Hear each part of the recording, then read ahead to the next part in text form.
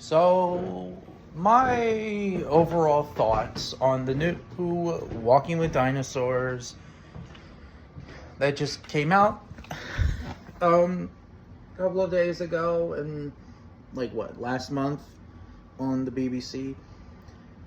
I think it was good. It's not as good as the original Walking with Dinosaurs, Prehistoric Planet, When Dinosaurs Roamed America, even Dinosaur Planet. However, they still had some cool, I guess, interesting facts of some of the dinosaurs. And the models look pretty accurate. Just, again, not as accurate as some of the Prehistoric Planet models, but they're still pretty good by their own right.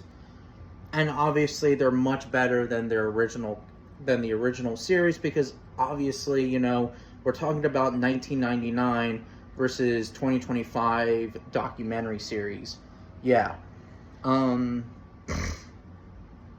are a lot of favorite designs that I actually really like. The Spinosaurus design looks really, really good, especially with the tail. The Pachyrhinosaurus, the Lalusa Titan design. Of course, there are some speculative features, though, that they did, but design-wise, it looks really, really good. The Tyrannosaurus design looks really good. I mean, well, accuracy-wise, it's more accurate than its original counterpart. That's way, way more accurate. And the colors do remind me of the Blue Rhino Studios Tyrannosaurus Rex model from the Field Museum Chicago, and the Reborn Tyrannosaurus, the KISS version. But I had this weird problem with this weird upper lip. I don't know, I just find it very weird. But other than that, I kind of like it, even though that it has that big drippy face that it kind of looks like Barney. I mean, yeah, I said it before, but yeah, the Barney face. But then when it opens its mouth, it's a badass.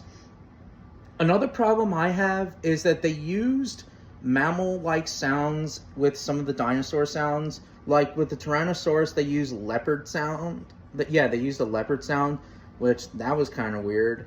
The Triceratops with some type of ungulate sound. I think they used, what was it? Either a rhino or a bull? Whatever it was.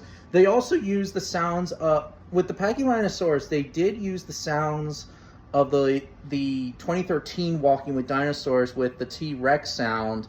Oh, and they also used the T-Rex sound with the Triceratops as well, and the Tyrannosaurus. Even though that sound sounds almost exactly like the Prehistoric Planet T-Rex sound, but whatever. So honestly, it has its ups and downs, but it's still pretty good.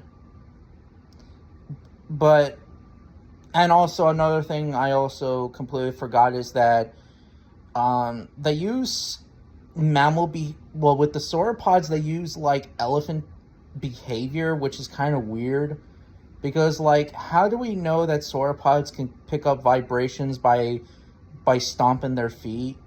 I don't know. If anything, they could have just made rumbling sounds like crocodiles would do today, And since they're really, really big animals, why not do rumbling sounds? It would have been much better, And the air sac thing, which it did bother me, coming back. Except for, again, not with the big balls on their necks like with the Dreadnoughtus on Prehistoric Planet, but the balloon on its head. But I still think that they do have a type of air sac, just not this. Not here. Or here. But here. Pop in the throat. But, again, really, as I said before, it's... forgot. Another part is that unlike the original, they focus on story, but they kind of went back and forth between the present and the past, just like life on our planet. And yes, don't get me wrong, the paleontologists are also very important, but it's kind of a bit of an annoying back and forth. Like, they should have focused on the story first, then the scientists. You know? That's all. You know? Instead of, like, back and forth. And I was kind of pissed off about that, too, with the interviews. Yes, I know that the scientists were there, you know, and like I said before, the scientists are very important, but you know, back and forth, it kind of drives, you know, me nuts, and I'm pretty sure it drives a lot of you guys nuts as well. Oh, I also like how they use my speculations, which I actually, a little fun fact, someone did a Q&A or an interview or whatever with Thomas Holtz, and I was asking a question of, did Spinosaurus use its sail as a defense mechanism against its own kind or even its rival, Carcharodontosaurus?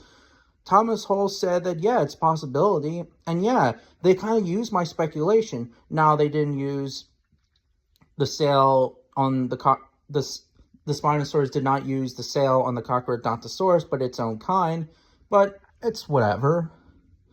They also used, another speculation that they did. Oh, damn, I forget what they...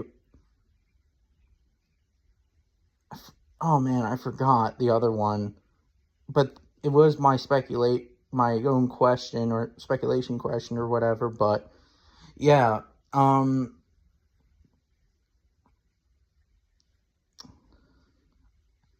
to think what else.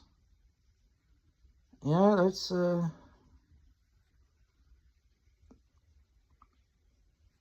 oh, and pack behavior, a lot of people, especially myself, even scientists do not, do not accept that the pack behavior, but whatever.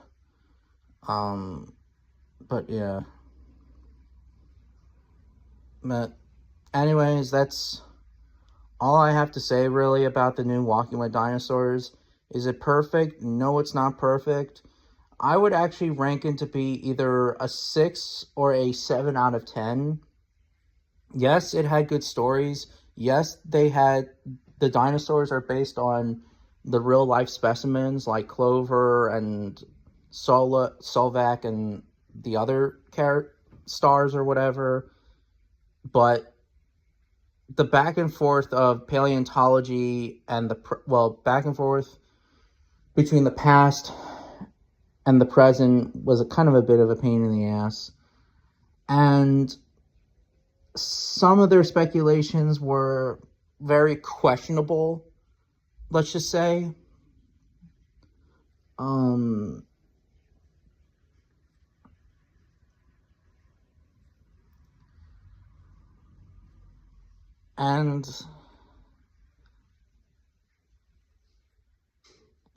And also they used, yes, they also used archosaur sounds, but they also use mammal sounds, which I don't understand why that they're using mammal sounds, but whatever. But other than that, I guess you could, if you want to watch Walking with Dinosaurs, again, I highly recommend watching it. Just don't expect to be the best of the best of documentaries, but yeah, that's all I have to say.